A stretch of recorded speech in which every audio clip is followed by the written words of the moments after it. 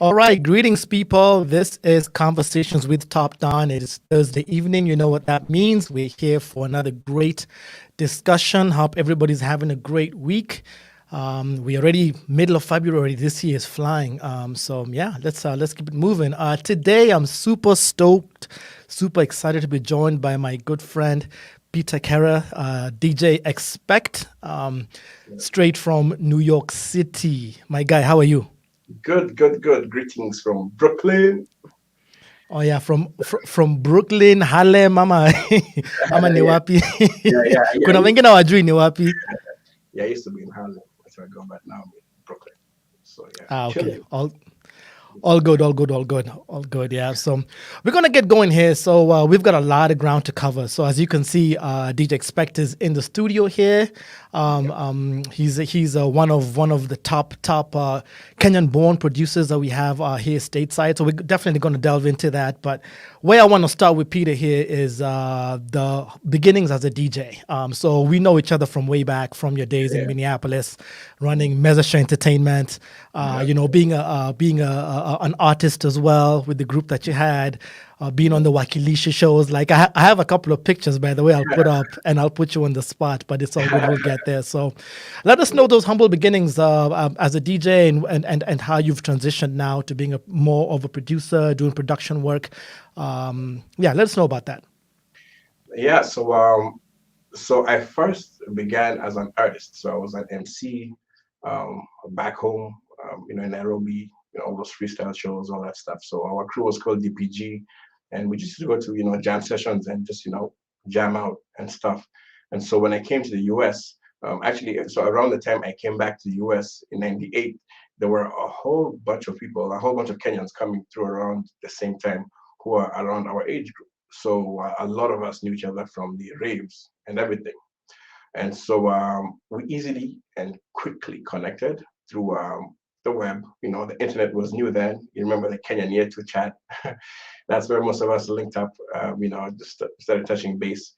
And when I moved to Minnesota, we just pretty much began doing house parties and stuff. So, I already had lots of friends from back home who are here now. So we began doing lots of parties and everything. And just at some point, we figured out like, hey, you know what? We need a DJ to play music. But again, we were all broke college kids. And so I was like, you know what? I got this. So, I began, being the person who was, on the ones and twos, with a little Discman, pause, play, like, just stuff. And then, being that again, at the same time, I was a real underground hip hop head, you know, I'd always been really interested in turntablism. And I was like, it would be really dope if I had, if I took this thing seriously, just try to, DJ more. Again, I was veering away from the rapping part of things. It's just a transition. I just felt like I just didn't want to, I didn't feel like doing it anymore. I just wanted to throw parties and parties. So um, I, saved up, got my first set of turntables, and I called a good friend who happens to be online here too, called TopDonn, who actually walked me through setting up my first pair of turntables. I don't know, you remember that? Yeah, that was really dope, bro. Cheers, man. Like, yeah, you walked me through setting up my first pair of turntables. Like, just word for word, like, okay, plug this in, plug that in. And I just began DJing, bit by bit. There's a local store um, called Urban Lights in St. Paul, and the owner, Tim, was very helpful in hooking me up with records and just telling me how things worked, as far as like, record pools and everything. And I just, I just jumped on the tables. I was on the tables day and night on the turntables, just hustling. I began making mixes. Next thing you know, I was on the radio, FM 89.9 KMOJ, doing mixes, mix shows. And again, this was hip hop. It was a hip hop mix shows and stuff. So that was really dope. And around the same time too, we were also throwing parties, a lot of African sort of parties. So the parties were mostly African, but I was DJing hip hop on the radio. And then we had Mesasha Entertainment, through which we promoted mostly reggae. So it was just so many different worlds that we were dabbling into. And that's also that's one of the reasons why I got the name Expect. Because when you come to a party where DJ Expect is playing, you hear everything, So it wasn't like it's not a genre party. It's just you're hearing everything. And so yeah, so we just built that way, man. just DJing bit by bit, and remixes, one thing led to another, and my journey brought me here to New York City, and this is where I am.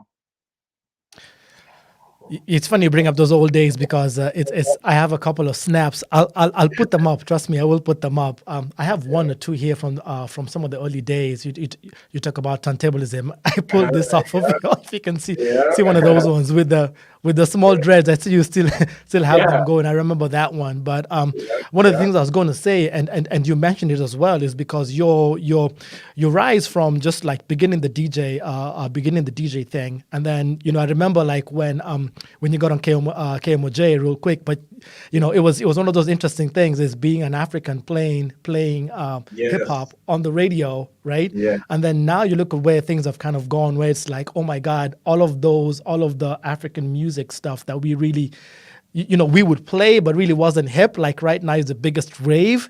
So yes, like, what yeah. I mean, like, what are your thoughts on kind of where African music has come? Yo, it's come a long way, man. I keep telling people, like, people don't understand the hustle. It's like, it's like we spoke, briefly before. Like, people literally used to tell us, don't play that African shit. Like, they literally used to say that, don't play that African shit. Like, what is that? But we would sneak it in. We, play mixes, throw in a little African song, or, throw in a remix, here and there. Uh, clubs didn't even want to, clubs didn't want anything to do with African music.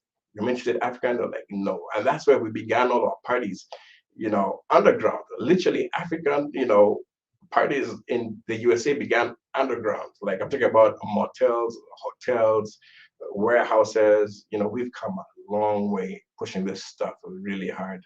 It didn't just, it didn't pop off because of a viral video or anything of the sort. People really put in work into this. So and here's where we are.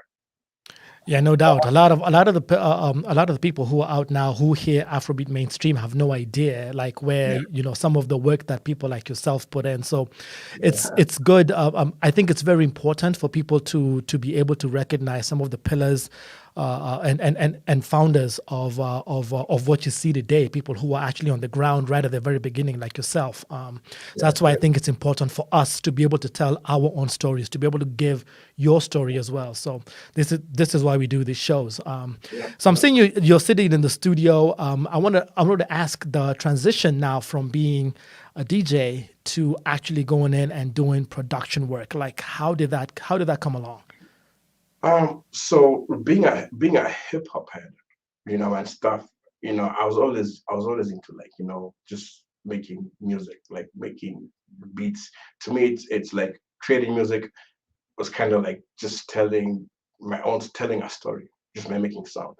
And so I've always made music. I've made music actually for as long as I've been DJing, but just people never really knew about it. And I actually began making remixes because I found it to be a solution to a problem. The problem being that whenever we'd be DJing in nightclubs, people would dance in shifts. Folks who didn't like African music would go sit down as soon as African music was played. Folks who only wanted to hear reggae would sit down when everything else was played. People dance in shifts. And so I began making the remixes because I figured out, right, if I play a remix, merging all these different genres, that would help keep people on the dance floor. So that's how my remixes came about. But as far as production wise, like I've been making music for years. It's been like my own little escape. Music is my escape. And so in the late 2000s, after several years of making music, I've always had a studio, at any given time. Even the picture you showed up, you see there's a studio behind me. So Right, I've always been right, right. making music. I have thousands of tracks. And so around 2007, 2008, um, when now the internet really popped up, I began to see that there were actually some folks, creators who are, making a living off literally just the music, like, the instrumental tracks without, as being the instrumental tracks being the center of focus of an artistic composition. That's when I felt like, what I need to go, I need to go somewhere where I can actually, put this stuff out. And, New York was the place to be. That's all I saw online was that, New York City, that, that's where I can make this happen. And so that's why I made the move out here. I moved to New York City solely because of music production stuff. That's the main reason. There was nothing else. Music. That's what brought me out here. But then again, as you know how New York City is. It's not easy to just move into this city and just pop up. You got to hustle. So I hustled for a while. Then I ended up back in corporate again. I had to make some money, and then DJ'd till again. Once a DJ, always a DJ, and then still mix that in with my production stuff. And it's interesting how the DJing and remix side of things has always been tied into stuff, because the remixing is actually what opened the major door. For example, like with Alicia Keys, and so once that door opened, a lot of different opportunities and proposals came up for paths I could take musically, and I was being approached by several major record labels. That was in 2016. That's the time when most of the current wave of urban Afro artists were being signed. The Davidos, the Wizkids, all these folks. 2016 is when everyone was being signed, and these folks were on me. They were like, "Yo, we want to sign you. Come do production. We'll make you a superstar. You'll get to work with everyone left and right." And I was excited, man. I wanted to do it, but when it came down to reading through the contract, man, something just didn't sit right with me. I was like, man, I don't know if I can do this. So it was a while. It was at least 2 to 3 years of back and forth, negotiations with the record labels. I was out in LA for a while, over a year, and during which I was meeting with several different record label folks, and it was just back and forth, and eventually I just said, you know what, no, I'm just gonna, I'd rather just do my own thing and build from scratch instead of signing a deal that will tie me down and leave me chained for years. Another thing also that really helped me is that I have a lot of friends in the industry. So while we were doing all these negotiations and everyone was playing hardball, my friends who are in the industry were telling me, "Yo, Xpect, these folks are sitting down with you and they're being tough, but behind the scenes, they're excited because you have a very large and diverse catalog of music, and they're saying they've never seen anything like that. They've never seen a producer who has this massive catalog of all genres of music, ranging from electronic to trap to Afro music." And so, my friends were like, "Dude, just hang tight, man. Don't just fall for anything, because these people are, they're hanging their fruits down low to see, if you'll grab." And so I chose the hard route. So yeah. Yeah, there's a lot you've brought up, especially I'll begin with the move because for people who don't know, and we just touched on it, your actual roots were all in Minnesota, in Minneapolis, Yeah. and even I remember the first time you were just like, "Hey, TopDonn, I'm going to New York." It's like I'm like, "Wait, what?" Like, "Yeah, I'm going next week." And I'm like, wait a minute. So I mean, like, there was this sort of conviction that you had. You're like, "Nope, I'm going to make this work, and I'm going to make it happen." And Yeah. if I remember, that was after also. Because you just touched on it here, your catalog of remixes, we as DJs already had those packs. I remember one of the ones that you did that was really interesting is when you had done the Sauti Soul Surayako remix. Yeah. Yeah. And it was funny because that version that you did is what we DJs played. We played it more than we played the original song, at least here Yeah. stateside. And then all of a sudden, I mean, you also touched on it. It looks like it was all of a sudden, but it was like, hey, there was a lot of grind behind that. All of a sudden, this Yeah. happens. I mean, like you've got Yeah. that, and it's like, my dude, man, this is amazing. Like Yeah. walk us through that. Like, I mean, yes, you'd been grinding in the background, and then Yeah. I remember, and correct me if I'm wrong. She had put out the stems for the song. So stems being like her a cappella, whatever she had sang, and said, "Let's do a competition for remixes." And you put yours in. And was it a voting process, or it was just one that went through, and then she just ended up selecting it? And how did you get Bro. the phone call? Like what happens? Does Alicia Wow. Keys call you? Like, Yeah. hey, you know? Listen, bro. First of all, there was no competition. There was nothing. Alicia Keys released that song in March. So remember, around that time, 2016, like again, all I was doing the internet was just producing stuff, creating stuff. So she released that track in Common in March 2016. On the day that track was released, my phone began blowing up. Folks began calling me saying, like, "Yo, Peter, like, what's up? You worked with Alicia Keys, the new track?" I'm like, "No." Then everyone kept saying, like, "Yo, she has this new track out. That sounds like the kind of stuff you create." I was like, "Yeah, yeah, it is what it is." But after I got like the 10th call, I was like, "Okay, this is something. Let me listen to this track." So I listened to the track. I was like, oh shit, this does sound like something I would create. So I was like, you know what, let me flip it around. So I took the track, threw it onto my, stuff and just flipped stuff here and there, quickly made a remix, did the same thing I do, emailed it out to like hundreds of DJs, the email list I have. Then I put a little snippet on my Instagram page, which is still there. If you're gonna look way back, I put an the post on Instagram in 2016 in March, and I was like, well, you know what? I'd really love to work with Alicia Keys. It would be so dope. And I just let it be. I just put it out there, and everything just happened on its own. That was March. April came. I went to South by Southwest. I was performing there. May came. June came. Then one day in June, like I just got a phone call. Someone saying like, yo, Alicia Keys heard your remix and she wants to work with you and make this an official remix of hers. They're like, she's releasing an official remix album for this specific song, and there'll be just 3 producers of it. I was like, I hang up the phone at first. I was like, man, listen, stop calling me, man. I like, this is a spam call. This is spam. Man, especially because at that time, like, bro, like I was stressed, man. I was like, because I quit corporate America in December 2015. I was like, you know what, I'm done. Like, I was like, you know what, it's great working on Wall Street. Like, there's a lot of money, but I had no time to do anything. So I could afford to buy tons of equipment, tons of things, but I couldn't even use it because I was working so much. So I just quit everything.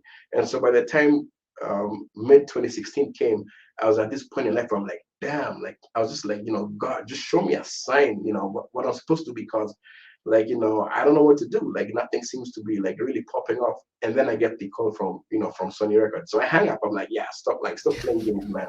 It's the wrong time. And so the guy called back. He's like, listen, just give me your email address. So I gave him my email address. Then, he sent the email and it came from, from Sony Records. I was like, oh shit, it's for real. So yeah, so we talked. And I told them, okay, this, I have the music, like you just let me know what you need me to do. Like, oh, we just need to sign some stuff here and there. And they're like, give us, your bank account information so we can pay you. I was like, oh shit, you'll pay me too? Like, oh, okay. I was ready to do it for free, bro. I'm like, Alicia Keys, like, man, I don't even need to get paid, but they're like, oh, we'll pay. I'm like, oh shit, okay. And so yeah, so I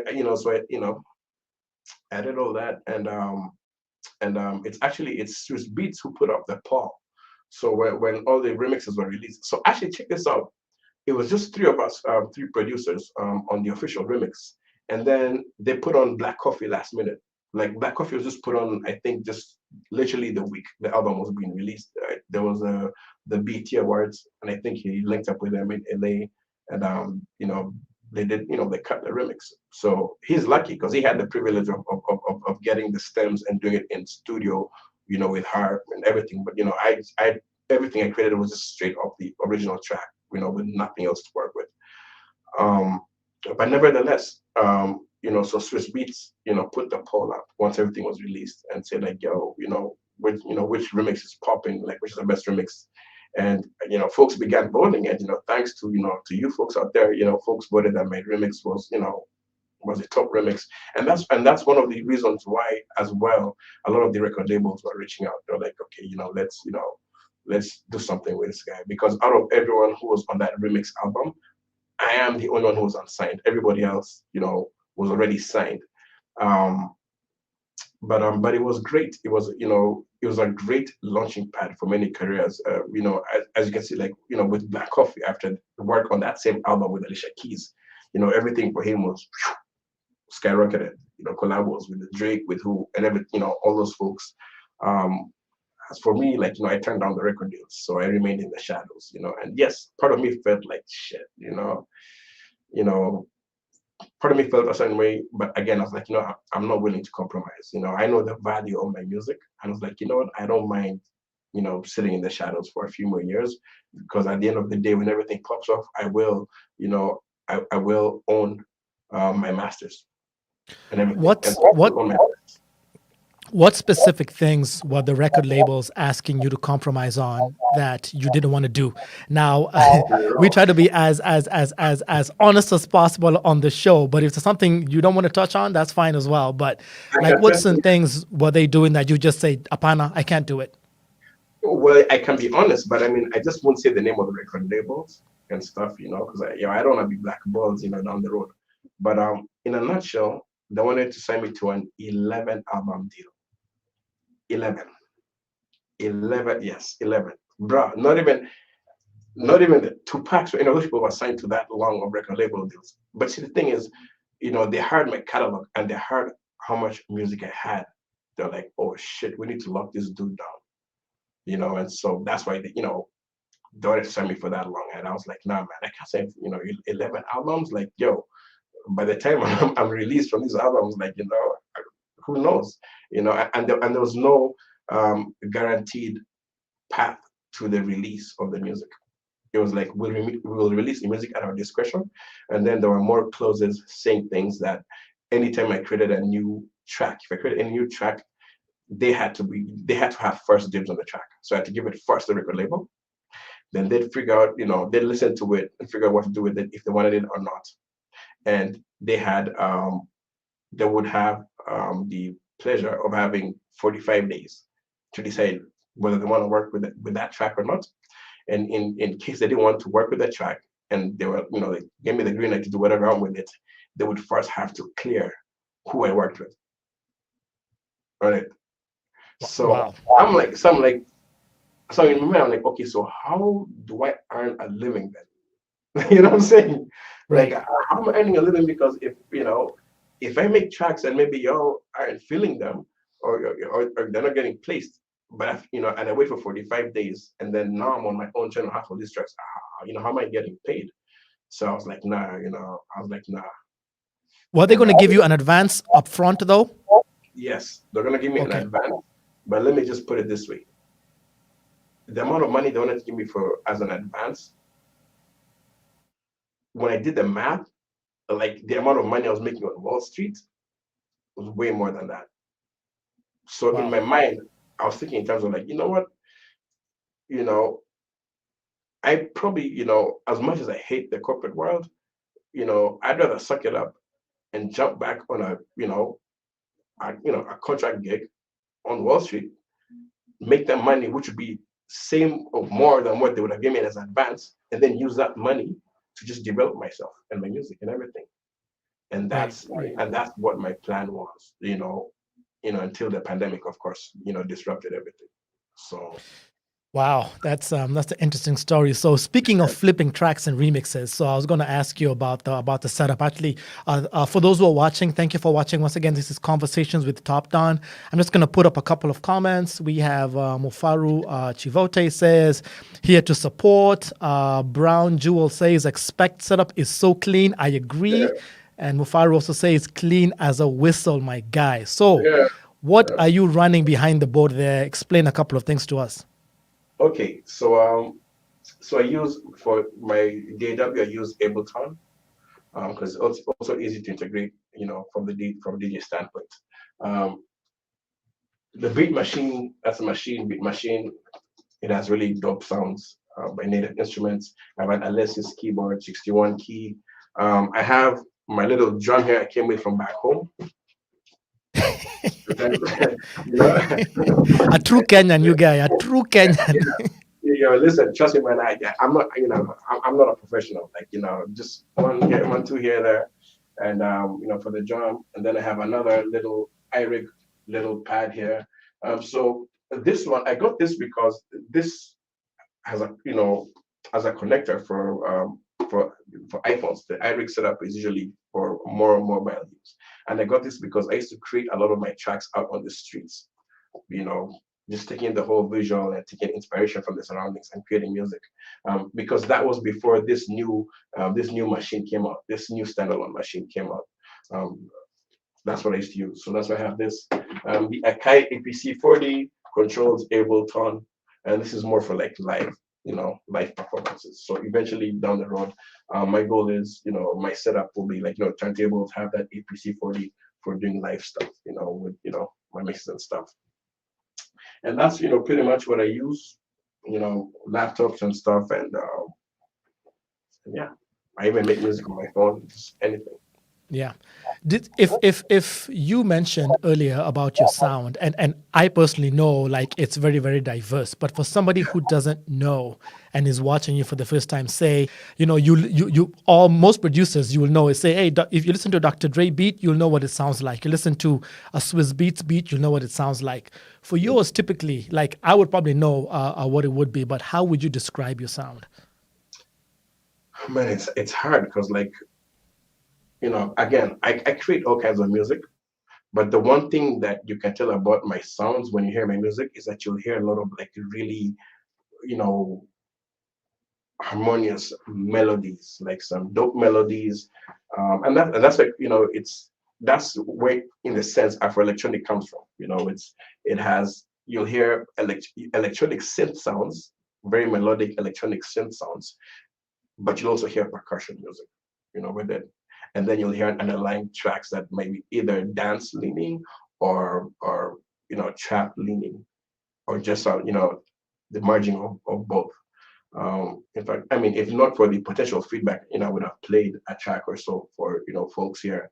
Right. But if but I have some music released. If you just check on any platform, New York State of Chill, you'll see a release that I have out there that has one of my albums I just put out there, just low key, that is just chilling out there. So it has a lot of my sound, and so that's what I'm doing as well right now. I'm planning on I'm actually releasing a new EP next month, so we'll talk. So I'll come visit you again once I have the new EP out, so we can really go through the tracks, and I can give you a good breakdown of how I've created everything from scratch.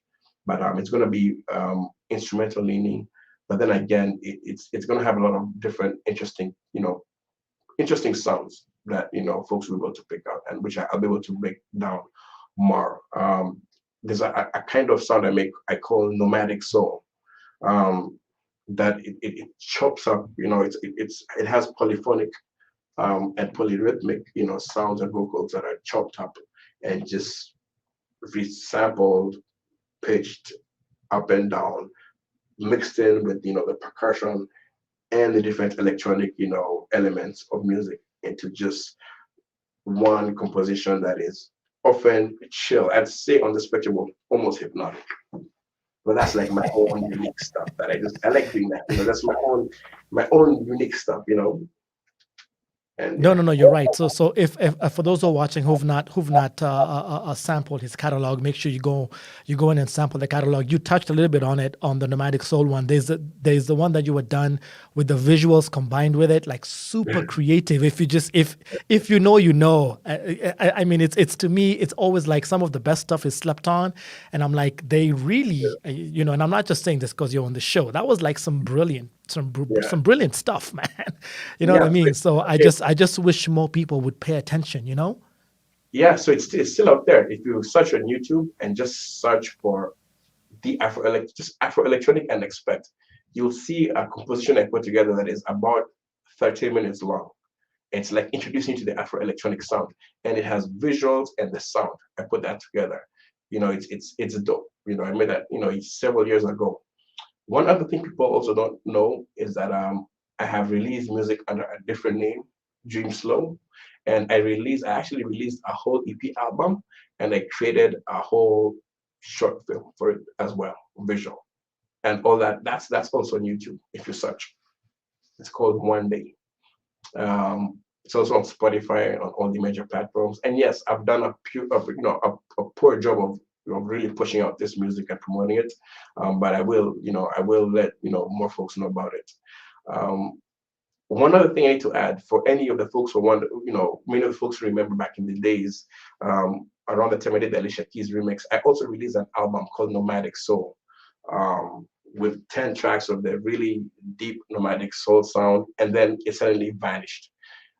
It vanished because when I began having these meetings with record labels, they told me, pull that album, down first, while we negotiate, and then, we'll re-release it and do all that kind of stuff. Again, it didn't pan through. I never put the music back out, but the album is there and it's done.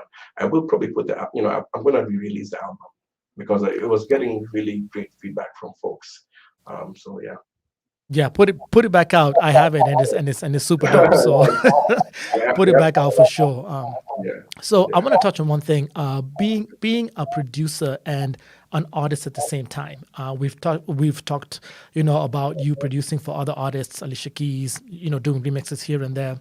Right Yeah. about the time when that Alicia Keys remix had come out, so 2016, that's when the big transition was taking place, and Afrobeat was coming to the forefront like no other, right? That's when, yeah, So everyone was being signed. Like, man, the folks were on me, man. They're like, yo, right, right, right, let's right. sign.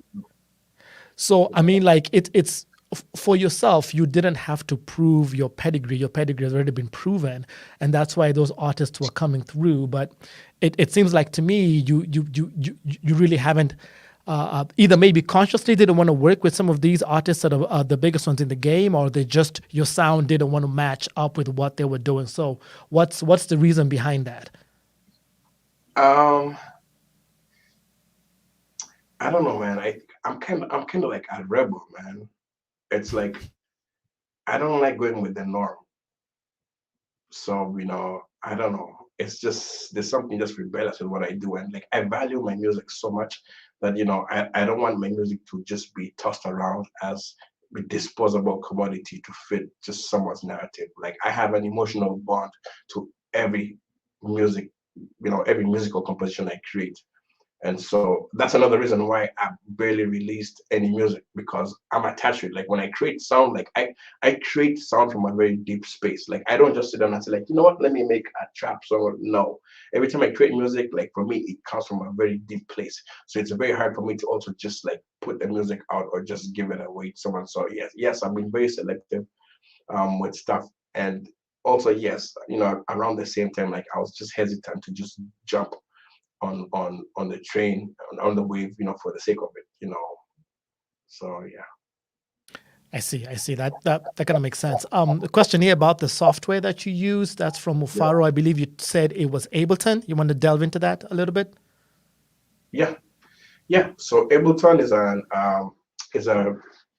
DAW that came out, several years ago. It was geared more towards remixers. Folks who do remixers, it's a very, very easy to use, um, as both a production and remixing interface. And so so that's what I use. Ableton. It's um, again, man, I really wish, I think what we'll do is, we'll plan for the future. And if you're down, and we can have a conversation called breaking down the beat, Oh where yeah, like for we go sure. for an hour, and then so we have everything all set up. So then now I can just break it down like this, how I make a track from scratch. This is what I use and everything. So I can even show folks how to use, how I use the DAW. Oh I'm yeah, down. absolutely. Yeah.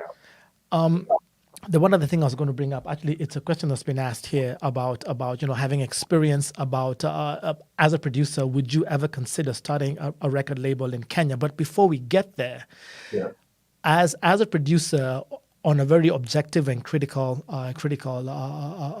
perspective, there's been a lot of conversation about what we hear coming from Kenya musically, whether it be good or bad. But a lot of what you hear, to me, has been complaints from the artists in terms of, well, people on this on stateside or whatever it may be, are not really supporting what the supporting the movement and things like that.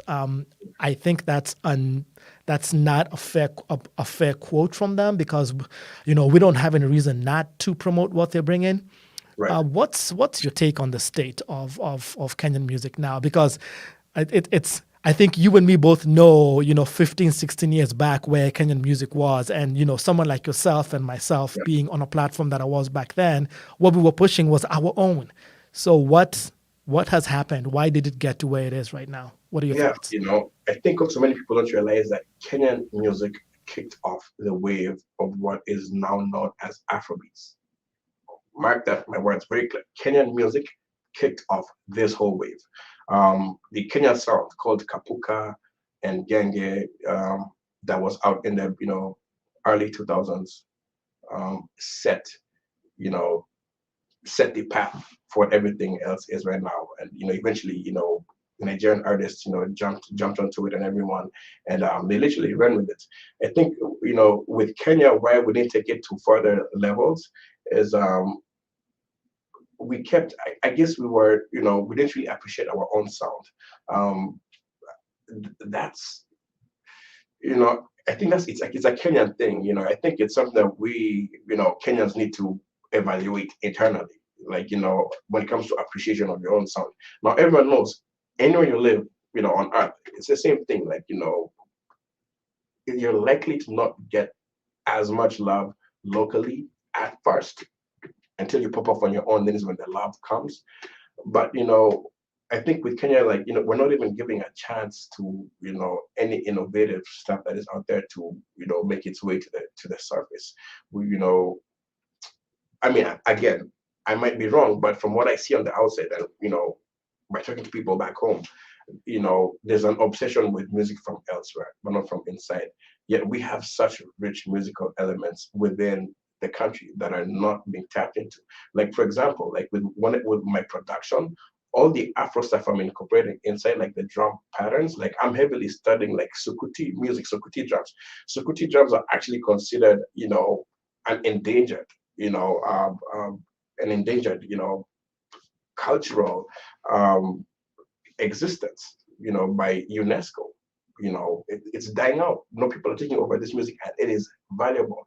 And if you listen to the music right now, even the music that is popping right now, like South African music, like amapiano music, when they play the percussion, like that is literally Sukuti stuff.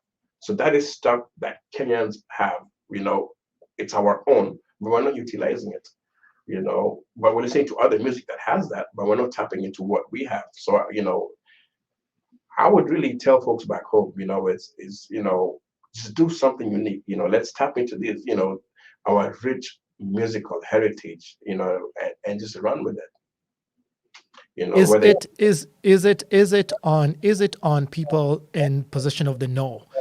Yourself, myself, people like us not only are we going to say that, because we can state that ad nauseum and say this is how the thing should be done. right, For someone like yourself, is it I'm looking for the right word. Is it the correct thing to put your money where your mouth is and say, okay, I want to do this. Here is a track I've done for artist A. Have them come do a beat. Because you can. I mean, you have again, your pedigree has been proven. So it's not like, hey, this is some producer starting off who doesn't know what he's doing. No. right. What do you think? Yeah, I mean, I'm down. At the same time, like I'm easily reachable. But I can't think of, if I try to think, like, of the artists who reached out, like when I did the stuff with Alicia Keys and everything, of course, Waire, we've done some stuff together, and we'll always, plan on doing some work together. But interestingly, the folks who actually reached out to me from Kenya, around that time when, there was that heavy visibility on that sound, were, younger Kenyan producer DJs who work more on the electronic side of music, the electronic side of things. A couple of them, reached out, there's some really dope sound, and they're still doing pretty well back home. And I haven't forgotten about them, haven't been in touch for a while, been doing a lot of stuff, but those are the kind of people who I reach out to first. And also, again, if I was to go back to Kenya right now to look for musicians to work with or to look for sounds, trust me, I'm going deep into the village. Like, I'm not going into the city. Like, I live in New York City. Like, anything anyone want to see in a city, we have here. I'm going deep into the village, looking for Right. anything that is unique, that, musical, and tap into that and try to, like, come out to the world and show, this great musical heritage of ours. Yeah, we have a lot of unique sounds. I mean, I couldn't agree Yeah, more. That's yeah, really where we should focus on. yeah, It's. I think we and by we, I'm speaking at least for myself, and I know you are as well. We kids that came up from the urban setting, Nairobi kids, yeah, stuff like that. We always, we had that preconceived idea that something non-Nairobian is Shao.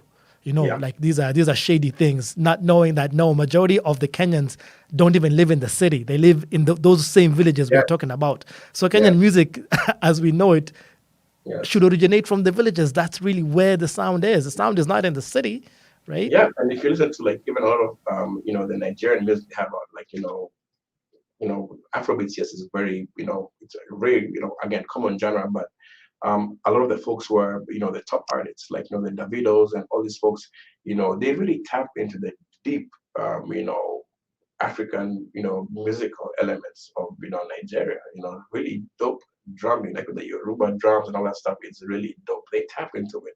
South Africans do so, as well. Like if you listen to someone like, South African music and, folks who are singing in like Zulu, it almost sounds like Luya, like, they're singing and, so I think to myself, I'm like, wow, like this literally stuff we have in Kenya, but Kenyans are not really tapping into it, until something pops up somewhere else. And, is when folks jump on it.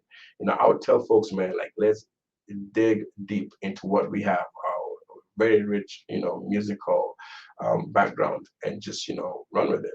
And we have everything, man. We have from like the rich percussion from the west side of Kenya. We have great singers, from the Cushitic tribes, great singers from, coast as well, and just all over the country, man. Just different elements of music that are just so amazing that we can tap into, and we need to, because trust me, other people are. Um, I'm sure you've heard, right, of folks from from abroad, from here in the U.S. who are going back home and Oh buying yeah, up massive catalogs of music, yeah. and yeah, but that's a whole other story for another day. But That's a whole other story. Actually, somebody asked to yeah, put up a comment here about have you ever scored scored on a score for film and TV now, and you speak about the rich vocal history of Kenya, and I the last maybe 3 months or so I've heard vocals from a guy speaking in Turkana and a guy not speaking singing in Turkana, a guy yeah, singing in Luo, but then the beats yeah, from Ese. And that's what they're yeah, doing. So you're finding yeah. our own culture and music is being exported elsewhere, but we as Kenyans couldn't really capture that. So you were absolutely dead on Yeah, that. you actually know what, you're right. Like I've randomly heard some Afro house music with like Luo vocals. I'm like, yo, what? It's And probably I'm the same song I'm talking about. Yeah. Yeah, it's like with a big South African DJ, like, and with Yes. a singer singing Luo. I'm like, yo, these people, like, they've seen where our talent is, and they're tapping into it while we're looking outwards. Like they are already, they're on Yep. it. So yeah, man, yeah, it's a rich history. As far as film and scoring, like I think, that would be my world. Like again, everything I create, everything I compose musically comes from a visual place, and so I think I'd be so much at home scoring and composing for film. Eventually, like that's what I'd love to do down the road, is just compose for film and and stuff, create such powerful musical stories. So, and that's also why a lot of the music I produce has a lot of symphonic and orchestration elements within it as well. It's very cinematic. A lot of my stuff is very cinematic as far as the melodic compositions. Very nice, very nice. Right, folks, you're watching Conversations with TopDonn. We're here with Peter Kere, a DJ Expect, touching about his production catalog, which we've done quite a bit. Yeah. Make sure you go and check him out on all platforms to look out for his music. He's got some new music coming out pretty soon, as he said. A lot of people who will see you here sitting down by the production table don't necessarily associate you with this here that I've put on the screen. Yeah. or that, or you leading that march. Only people that really know you will see you with this, with the Black Lives Matter and the writers movement that happened Yeah. last summer. So how I know from Minneapolis days, you were a social activist for Yeah. injustices taking place. You already had begun that in Minneapolis, and then obviously that transitioned over to New York. But to be an actual frontline leader and be featured in so many different places, like Yeah. how did that come along, bro? um Man, I don't know, man, how everything grew, but it's just being out there. It's like when something happens, like I just step up. Like, I live my life with very great conviction. So, I feel that if I have the ability to speak up or stand up for someone, I'll do it, fearlessly. And especially when it comes to Black lives, you know, that is one thing, like I hold nothing back. And And again, to some extent, it I wouldn't say it has put a damper on anything I do music wise, but many people who are not people of color, are terrified of powerful black people. So it ends up sometimes closing some doors. I mean, there's some people who I've met with music wise who've asked me like, hey, so are you maybe gonna chill down on the activism stuff when you begin doing more music stuff because the activism stuff might scare some people away? I was like, F for those people then, if it scares them away. F them. Like, I am not a token Negro, so no, you know, that I would compromise on that level. I'll create music as needs to be, but if there's something happening with our lives, and I'm fighting for our lives, like, we're going all out, you know, as we all should. There's no compromise in that area. And so, with street riders, again, George Floyd, it was in Minneapolis where I'm Right. from. So, at first I was, I wanted to go to Minneapolis, and I'm seeing friends of mine on the streets there, people who I know, people who I've organized with. Um, but I couldn't because the pandemic had kicked off, and I was like, I don't want to go there and potentially, pass anything to anyone. So I just began going to protests, out here, and I attribute a lot of things, again, also to the very unique, electric scooter that I had, because that thing looks like some Mad Max crazy stuff, and a lot of Yeah, people, I'll put it up on screen for people yeah, that have not yeah, seen it. Yeah, there it is. yes, a lot of people, yeah. So if you're going to the protest, I'm talking about, there was almost like 20, 30 protests every single day in New York City. And at any of those protests, if you're seeing that same scooter everywhere, eventually people, would be like, okay, that's the person who knows what's happening. And so a lot of people began coming up to me like, okay, what's happening? Where's next? Or what's happening next? And that's how everything just built up from there. There were other folks who were doing the same thing, on bikes, few other, folks, and we all like joined together, and everything just popped off from there. So And it was literally all organic, like even for you. So the first okay, couple you went to, you're like, okay, well, I'm gonna go on my scooter and I'm gonna join this protest. But then you were yeah, getting obviously information from somewhere like, hey, there's gonna be a protest here. You show up. When you show up with the scooter, I mean, people let you get to the front. Like how was that? How was that happening? I was following the helicopters. The helicopters were following on the Wait, front. explain, please. So NYPD had so much money to spend because they had helicopters over every single protest, like the major ones. So during the protest time, like trust me, anytime, any day you're outside, all you hear is just helicopters. And so for me, again, I was working on a contract gig, and so I'd be done at like 5 p.m. So I'd jump on the scooter and try to dash to get to wherever the protests are. I'd simply follow the helicopters because I know where they're hovering, that's where the protest is. And so I remember there was a massive protest I went to, and I decided to take the scooter to the front, to go to the way the front, of the march, because I figured, I probably know who are organizing this protest, because again, I've been deeply involved in so many things out here. But when I go to the front, it's folks who I never knew. So I hang out there anyway. And then when we began marching back, because we were outside a precinct, out in Flatbush. When we began marching back, it was getting dark, and vehicles were really aggressive, like really threatening. And so I thought to myself, like, wow, so this electric scooter I have has really powerful lights. Like, once you put on the strobe effect of those lights, it is blinding. No vehicle can come towards you. So I literally, you know, jumped on my scooter and rode ahead of the protest. And I just began using the lights to blind any vehicles that were coming towards the protest.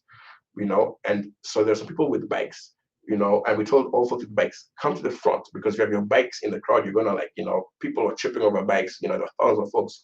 And so once we had all the bikes, we just very organically began protecting the crowds. And that's how literally everything built from there.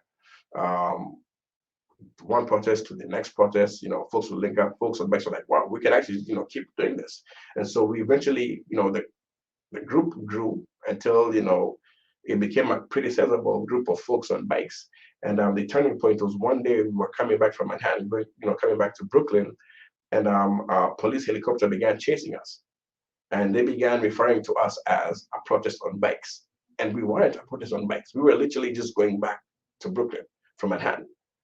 But we were like, oh wow, you know what? Actually, that sounds, like a plan. Since they're calling us a protest anyway, why don't we protest?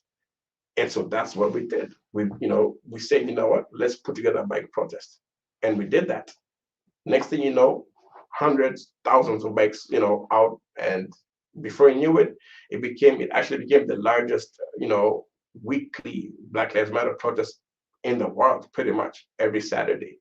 We're talking about like 15,000 to 20,000 I mean, bikes. yeah, you take a look at I've put up one of the pictures back online. You take a look at some of these pictures. These are like iconic things describing exactly what you're talking about. So, Yes, that's massive. that's yourself on the front of the Yeah. scooter. And then you've got all of the riders right behind you as well, and then people, right behind as far as the eye can see. So yeah, absolutely, that is some iconic stuff, man. Yeah. Thanks. Yeah. So yeah, it's great. So it's a very large um, cycling protest community, that still exists. We don't do weekly bike protests anymore. We had to take some breaks, of course, because of the pandemic, and folks needed a small break as well. But we're still actively involved. But then again, on Right. my side, no break, because as soon as uh, you know we took a break from the bike side of things, then the safe walks thing happened, which then I was just about to go there. You read my mind. yeah, well, that was now even popped off even way bigger than what we were doing the bike. So it's just it's been just something continuous, and so yeah, Yeah, and we're I'll put still the picture up on the screen here about the safe walk. So this is you got recognized by the New York Knicks. We're proud to recognize Peter Carey, and the May Sweetwater Clinton Award a donation of $5,000 will be made to Safe Walks New York City on behalf of Peter as he continues to keep New Yorkers safe. So tell us about how this started, why you got involved in it, and what led to that recognition. yeah. So in December 2020, there was a lot of crime happening around this area, this neighborhood where I live in Bushwick, and particularly attacks on women using the Morgan L subway station, which is right down the street. So I read about once, twice. By that time I was like, damn, you know, it's happening. Like where are the police? And then the fourth time, I saw a picture of a lady who would be beat up badly, like her eyes were like swollen. At that point, I was just like, man, I was so angry. Like I just jumped on my bike and I just said, you know what, I'm gonna ride to that subway station and I'm just gonna go post up. Like if I see anyone trying shit, like it's on. Like I was just fed up. And but what was more disheartening is when I got to the subway station, there was no police presence. There's not even a sign or anything warning, ladies that people are being attacked around here. And so that was really upsetting to me. But I decided like, I'm gonna, I'll post up, let me see like what happens. So I posted up for that one night, nothing happened. And then the next day, um, an attack happened in the afternoon. The gentleman, not gentleman, but I can't even think of a name to call him. But he walked into a store, literally right around the corner from here, and brutally beat up the lady working behind the counter. And then he just walked out nonchalantly. And so when I saw that, the first thing that struck, my mind was like, wow, the way he left that place, someone who was in a rush, I'm like, yo, that is someone who's on the loose, who is comfortable in this area because he didn't run, he didn't steal anything, he just walked out comfortably. So at that point, I tapped into the Street Riders Network and posted on the Street Riders Instagram saying like, yo, folks, so this is what I've been doing. There are attacks here, so if anyone wants to join me, feel free to, come join me here. Or if you live in the area and you feel unsafe, just hit us up to the Street Riders Instagram page and we'll help you. And the response was overwhelming. Like folks began hitting us up so much, and it's at that point where I figured out that I need to split the two because Street Riders was already still very active in the protest world, and we're doing a lot of community engagements and community drives. So I just created the name Safe Walks and said, you know what, I want to call this Safe Walks. And so then we told folks from the Street Riders page that anything to it, if you're feeling unsafe and someone to work you home, check out this Instagram page, SafeWalks NYC. And so it just popped off like that. And we began helping people. And then I guess the media caught wind of it. And so the media came, talked to us, and then they amplified it. And then everything kind of went back to normal. This was in 2021. Everything almost went back to normal. And then there was a stabbing on some trains. Folks were killed. Then the media came running again to us. So that was a second wave. Okay, it's unsafe to be on the trains, but their folks were doing this. And so that happened. And again, the wave went down. And then the attacks on the Asian community began. And it just coincided with the time we were expanding into the city, into Manhattan. So we expanded into Chinatown. And then now, of course, there's a lot of media attention again, because what we're doing, especially for the API community, and with an amazing team of volunteers, 200 volunteers signed up, and over 2,000 people, signed up to help folks as well. And we've been doing that ever since. Ever So since. that network goes not just from your station, your subway station, which is in Brooklyn. So you're saying that goes all the way up to whatever you may be on the New York City On the subway, subway right? system, right? So when we began SafeWalks, the intent was to escort people from either their homes to the subway station, or meet them at the subway station and escort them home or to an area where they feel safe. That was the goal. Um, but when we began, safe walking folks and hearing stories about how terrified some were to even go on to, the trains, we began offering to, give, just escort people the whole way. Like, I mean, there's some stories you hear, like, where, you just think to yourself, like, wow, I just can't let this person go alone. Just the kind of trauma and fear they're dealing with. And so yeah, we just began escorting people the whole way.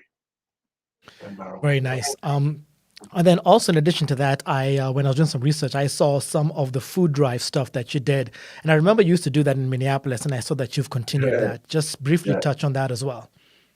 yeah. So there's a big project housing around here, the Bushwick houses, and so for the last couple of years, we've been doing food drives for them. Um, we actually just, it was a regular food drive we were doing for them, and when we took the food, a lot of the folks who live there who were senior citizens kept asking, began asking us for turkey. And we were like, no, we don't have any turkey. But then I thought to myself, like, wow, Thanksgiving is in 2 days. We have to make it happen. So I told them, you know what, we'll make it happen. And so we tapped into the Greater Street Writers Network and a large community of amazing New York City folks. And people came through and raised money, so much money, so fast. And, we gave turkeys to 400 families from the Bushwick houses. Wow. And we pulled all that off in literally a couple of days. And I'm talking about, this was pure street level community organizing. There was no company, no organization that came with big bucks. This was just from the goodness of people's hearts. And so, I mean, it speaks volumes about New Yorkers. I know people say New Yorkers are like aggressive or whatever. But New York City people are the most amazing folks ever. They have a spirit. When stuff gets tough, New Yorkers come through for each other. That's awesome, dude. That's Yeah, really good. I didn't have the actual context of what the food yeah, drive was, but that really does help now. But I yeah. knew it was Turkish. I just didn't know what it was. Like the numbers or kind of what it was. So that really does help out. Yeah, folks. I mean, I'm telling you, man. Like, I couldn't ask for better folks to work with, and the teams they have. Like, with the Safe Works folks and the Street Riders teams. These folks are amazing. They're so selfless, man. It's humbling. Like, they inspire me. Just out of how kind they are. For the Minneapolis one you talked about, that was after the tornado. There was a big tornado that ripped through Minneapolis. And again, it's funny how these things just happen. It's organic, and then they just pop up out of nowhere. So for the Minneapolis one, a massive tornado ran through North Minneapolis, of course, like the hood, Right. Right. and everything was cut off. And so Minneapolis police, in true fashion, pulled up with automatic weapons. Instead of coming to check on the local people to see how they were doing, they came with automatic weapons, threatening folks, saying, oh, go back home. Like, yo, there's been a tornado that has leveled everything. And so I began a Facebook page to help coordinate stuff, and in North Minneapolis. on street level, so people could get supplies. And so it was very again street-based, grassroots-based, with word of mouth. Where anyone who's trying to go to the Facebook page, saying what they need, and we were dispatching folks out. And so that really again went viral once people realized that I was doing a lot of that stuff from New York City. People in Minneapolis were shocked, like, "Oh wow, the person who's running that is in New York City." And so yeah, it was a big deal. But again, it was an amazing team of folks in Minneapolis on the ground who were helping as well. So they deserve equally as much credit. But yeah, again, it was just giving back to folks.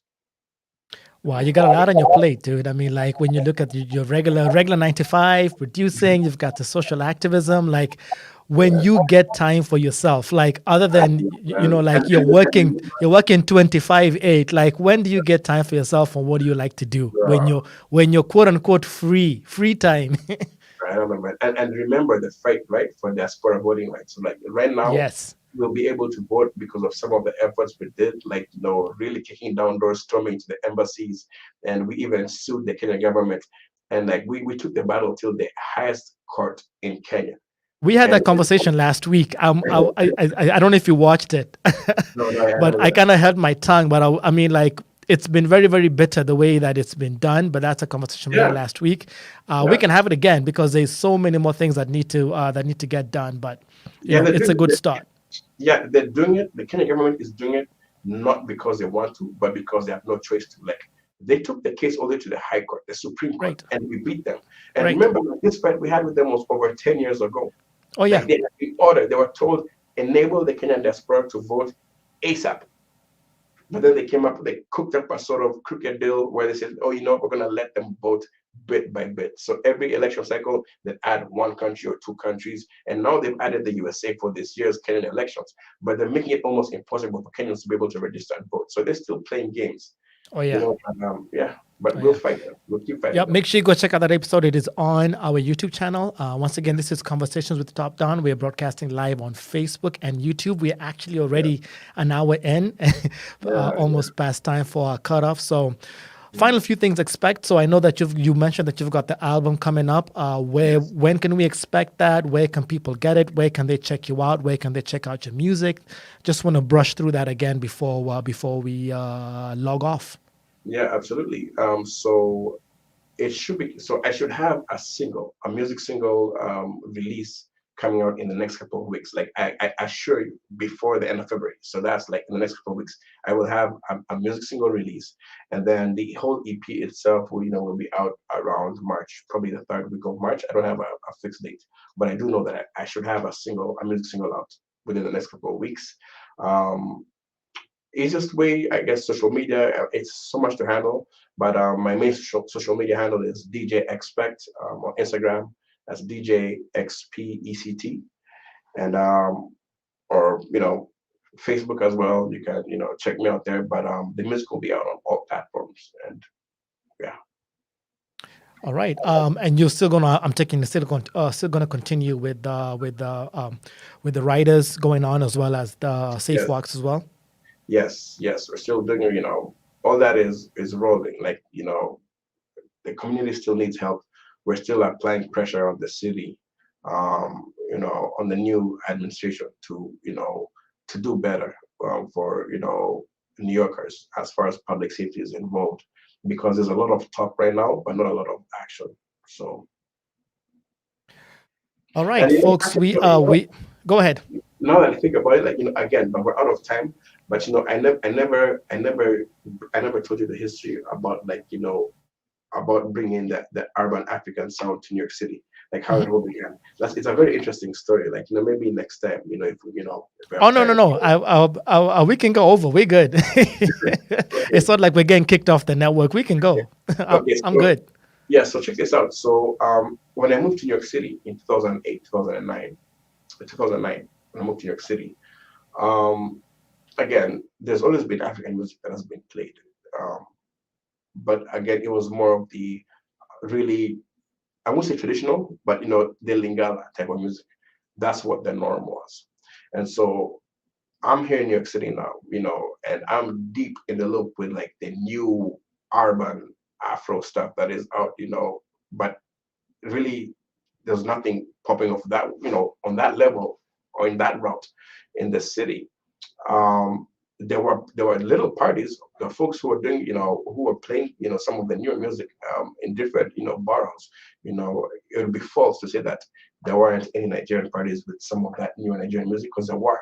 There were Nigerian parties doing that. There were Ghanaian parties in the Bronx where they're already playing that, playing this, some of the new songs from their respective countries. There was nothing in Manhattan, like downtown where all the clubs were.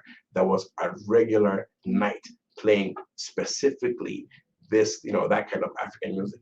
And I put together the first weekly night, doing that every single week. Urban African music. It was at a lounge in the Lower East Side. I was there every single Friday. And I remember when I began looking around for places to do stuff, a lot of folks were telling me that, go start out, find the boroughs before you come to the city. Like, it doesn't work that way. It's hard. And I said, you know what? Nah, I got this. I made mixed CDs, with a mix of Afro urban music. And I walked all over the West Village and Lower East Side, like probably like 30, 40 different places, walking to every single place where I spotted a DJ booth and said, hey, this is my name.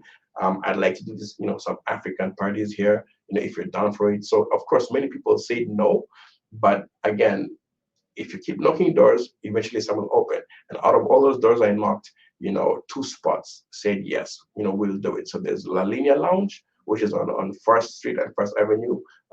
We began doing their weekly, Afro parties. Again, Afro urban parties. And these are all in Manhattan, right? So these are all like, it's technically downtown, but this is like uptown spots, right? Right. These are downtown. Yeah. So if we talk about uptown, like, again, the most recognizable spot uptown, of course, Shrine in Harlem, which is like, that's a landmark place everyone knows in Harlem. Even Shrine, like, when I moved to New York City, I actually lived in Harlem. At that time, Shrine only had bands. They never really had any DJs at all. I was the first resident DJ for a weekly, what you can call a weekly DJ night at Shrine on Saturdays. I brought up the idea to them, like, hey, look, once you're done with all these bands, how about, like, we do a DJ party afterwards, playing all this new dope Afro music that is coming out. And that kicked off, and it's still going strong until today. Shrine in Harlem. But for the rest, that was all downtown New York City. And it was really tough, man, getting these places. Again, no one really wanted to dabble, with African music. I have a couple of other friends who are promoters and DJs who are also doing the same, who are doing monthly all African, parties. My friends who were doing Made in Africa parties together. That was a monthly. And like, we were really throwing it down. This is before anything to do with before the wave, before the wave. We were doing it before the wave. And again, there's a lot of this history people don't know, because when everything began popping off, when mainstream media learns about things, unfortunately, they don't look for the source. They look for the hype. Mm-hmm. It happens and I think it's not just in music, but in very many different fields. Right. So when they see Afrobeats, whatever it is popping off, they're gonna go to social media and say, like, okay, who looks like they're talking the loudest about this? And they're like, okay, that person must know everything about it. But that's not what happened. But the people on the ground in New York City know. The people here know the DJs and promoters who really, really brought this sound into the city. Yeah, we the way that I like to look at it is they might know, but if we don't tell our story, if we didn't have the pleasure of hosting you on the show today, no one would know the story. We are going to have to be able to tell our own stories, and say this is really what happened, because we have the same. We've had shows where we've had the same discussions, kind of like you're saying. It's like people look for the hype and don't really know where a lot of these things come from. And I think we talked a little bit earlier, and I was saying. I had put up a post on Instagram last week that some of the spots and American DJs that used to look at us sideways when we played African music are now the same ones saying, "Hey, we're playing Afrobeat here." I'm like, you got to be kidding me, right? You got to be kidding me.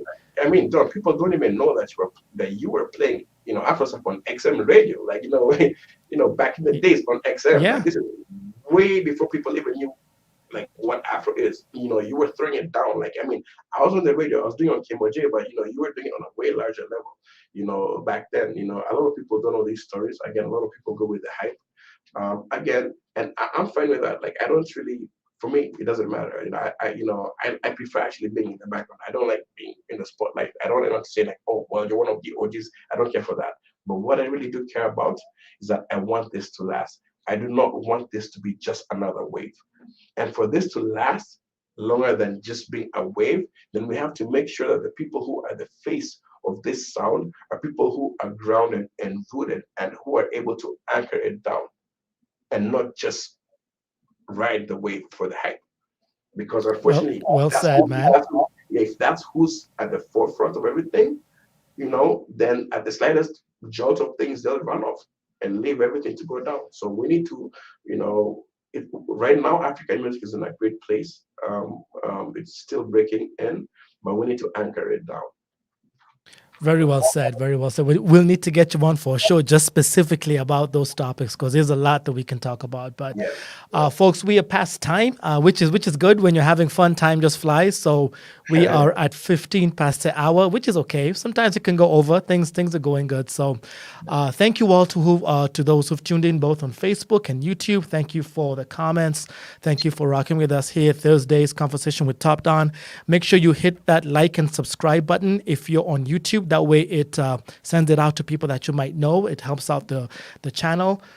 Share it on Facebook as well. We get more engagement, though, after the show is done going live, which it is right now. We get more engagement later. So thank you very much. I think I have 2 comments here as well. I got one from Chris Salka, gives a thumbs up. I have one from Nati Ranks, Mr. Kansas City, Niaja Dadi. Thank you so much for watching.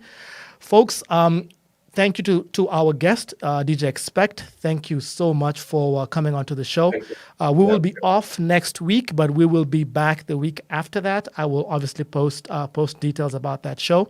Again, this is Conversations with TopDonn, Thursdays. If you've got something that you want us to address, put it out in the comments. We will make sure we get the best people to come and address whatever it is that you want to hear or get insight to. This is your show. This is why we do this. This is your show. So this is your host, DJ TopDonn. Thank you for watching. I will see you in 2 weeks. Asante Nisana. Thank you. Cheers.